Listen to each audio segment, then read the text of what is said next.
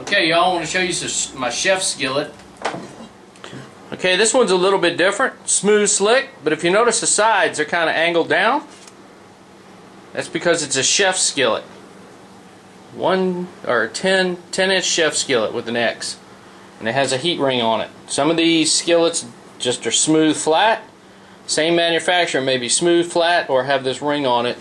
Just depends on the year, manufacturer, and all that, which I have no clue. Pretty cool skillet. Okay, y'all, Griswold. This is the Griswold 8-inch. This is your standard skillet.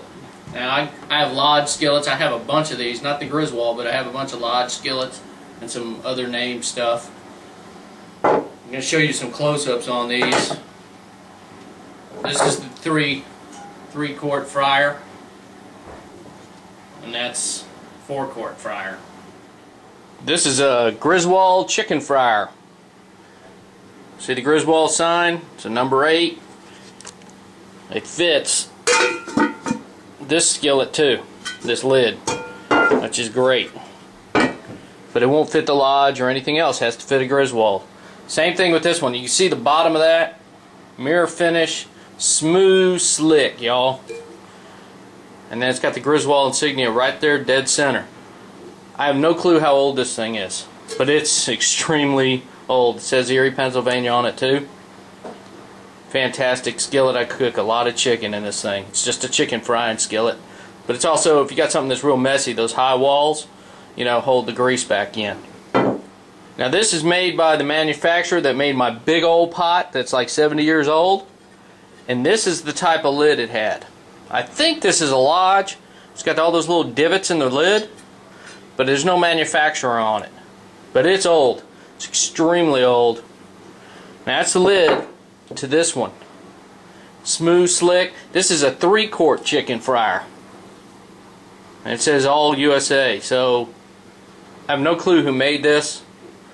But it's American made. And like I said, it's smooth, slick. And this one thing is perfect for gravies and everything else. Really like this skillet here too. Okay, y'all, I'm going to show you the holy grail of skillet sets.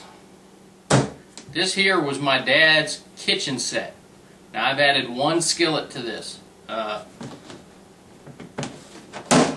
I don't use these very much. Maybe once a year I break them out. Check this out. You know, got the whole set right there. You know, 3, 4, 5, 6, 7, 8, 9, 10, 11, 12. All the way up. Actually, it only goes up to 10-inch. I got the 12-inch over there, as you can tell. I got a whole bunch more. But this is the whole holy grail set of cast iron skillets. These are all American made, all smooth, slick, all well seasoned. But this is a special occasion one. These came out of my dad's kitchen, so you know, this is like heirloom skillets. Makes no sense. It's funny what you hold on to. But that's it. That's the holy grail set right there. And like I said, I really protect these because I got plans for them. Okay, gentlemen, you saw those cupcakes fall out of those molds. That's why you use cast iron. You know the crust you get on top of a good cupcake? Well, when you cook in cast iron, that crust is all the way around the bottom. Whole thing is it's sealed in there like that. And you just flip it over, they all fly out of the pan. Deal is, the trick is you preheat the cast iron in the oven to the temperature of the oven, take it out, hit it with the pan, put in your batter, put it back in there, cook it, and every time, bam, they just fall right out. Now this is some representation of what I have here. These are just, this is old school right here. This is a small cupcake pan. These are real small ones, standard size, I guess. Here's another one. These cupcakes are just a hair bigger. So they're just, you know, to whatever size you want, I guess. Those are like maybe the mini ones, and these are a little bit larger. Of course, you saw this one in action. This is actually a large biscuit pan. You make biscuits in these. It will make some biscuits. Same thing. Get it hot, put the batter in it, you know, hit it with the pan, and then put the batter in it. Now, this isn't cast iron. This is cast aluminum, but it's made in Lufkin, Texas.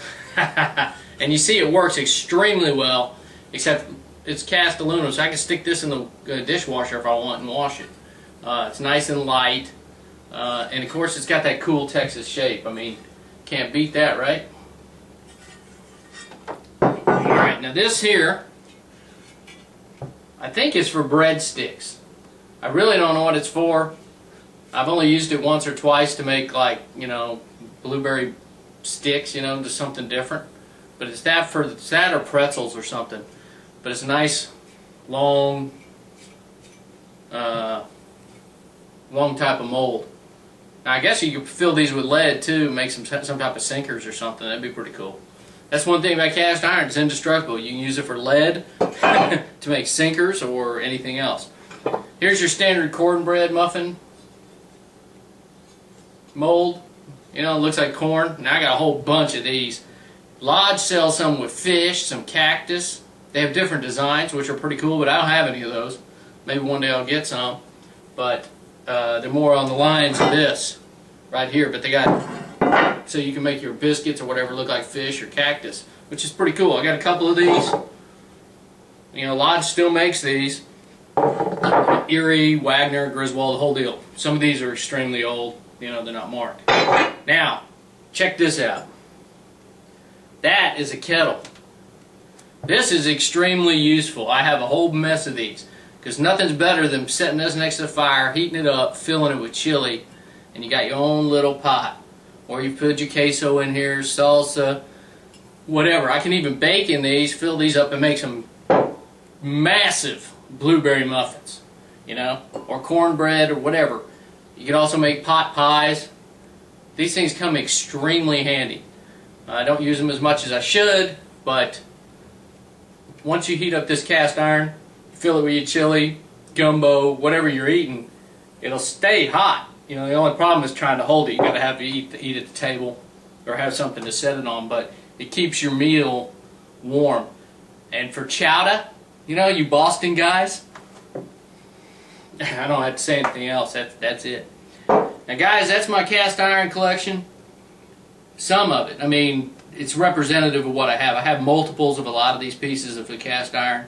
Of course, I can't use them all, but I do have a plan. I do have 3 kids, so whenever they quit being tumbleweeds and rolling around the damn state of Texas and settle down, they'll probably get a set. So there is a method to my madness, but today you get to enjoy seeing it. I hope you enjoyed watching this cast iron video. I wish I was hunting, but you know, I only do what I can do. In 2024, Jay-Z asked for it, so he started this mess. But that's it. I'm finished with this cast iron stuff. Hope you enjoyed it.